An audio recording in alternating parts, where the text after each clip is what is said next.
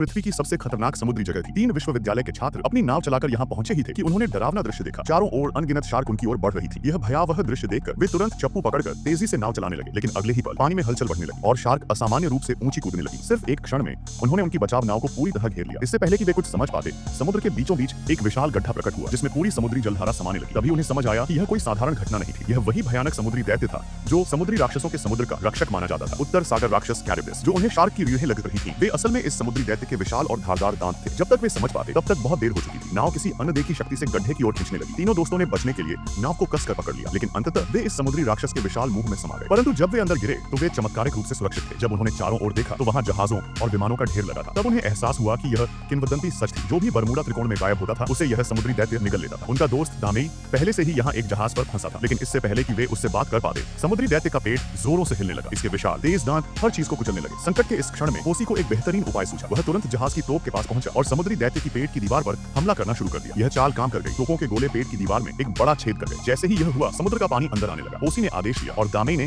जहाज की गति बढ़ा दी। कुछ ही क्षणों में वे समुद्री दैत्य के शरीर को चीरे हुए बाहर निकल गए। वे समुद्र की सतह तक पहुंचे और मौत के जबड़े से बच निकले, लेकिन वे ज्यादा देर तक राहत महसूस नहीं कर सके। उनके पास अभी एक और बड़ा मिशन था, उस रहस्यमयी गोल्डन फ्लीस, सोने का ऊन को खोजना जो किसी को भी पुनर्जीवित कर सकता था। ओसी को समुद्र के ऊपर एक अजीब रोशनी दिखी, लेकिन उसे समझ नहीं आया कि इसका क्या मतलब था। तभी उसे एहसास हुआ कि यह एक बहुत पुराना समुद्री नक्शा था, जिसमें सोने के ऊन का स्थान दर्शाया गया था। वे तुरंत अपने जहाज को साबाओ के उस दिशा में ले गए। जल्द ही उन्होंने दूरबीन से एक द्वीप देखा और वहां पहुंचे। यह कभी एक सुंदर मनोरंजन पार्क था, लेकिन अब यह खंडहर बन चुका था। जमीन पर आधे जानवर, आधे मनुष्य जैसे प्राणियों के अवशेष बिखरे थे। वे एक गुफा में घुसे ही थे कि अचानक कुछ बक्से जोर से टूटकर गिरे। डर के मारे वे छुप गए। तभी उन्होंने देखा कि एक विशालकाय, एक आंख वाला दैत्य साइक्लोप्स एक जादुई सोने के ऊन की रक्षा कर रहा था। उनका एक साथी ही जो पहले ही वहां पहुंच चुका था, खुद को एक जादूगरनी के रूप में छिपाकर सोने के ऊन को चुराने की कोशिश कर रहा था। यह देख ओसी ने एक शानदार छलांग लगाई और सोने का ऊन झपट लिया। लेकिन तभी एक खतरनाक योद्धा सांगबियाओ ने अचानक उन पर हमला कर दिया और सोने का ऊन छीन लिया। उसने इसे एक प्राचीन ताबूत पर रख दिया, जिससे एक भयानक राक्षस का पुनर्जन्म हुआ। ताबूत के खुलते ही उससे रंग बिरंगी रोशनी निकली। अचानक एक तेज धमाका हुआ और ताबूत के टुकड़े साबितलाते हवा में उड़ गए। वे आपस में जुड़ने लगे और कुछ ही पलों में एक विशाल राक्षस हवा में प्रकट हुआ। तभी सांगबियाओ चिल्लाया, यह मेरा पूर्वज है, लेकिन अगले ही पल राक्षस ने उसे पकड़कर निगल लिया। फिर उसने बाकी लोगों की तरफ बढ़ना शुरू किया। ओसी ने उसे रोकने की कोशिश की, लेकिन तभी एक भेड़िए के सिर और बिच्छू की पूंछ वाला दैत्य उसके सामने आ गया। वह हमला करने ही वाला था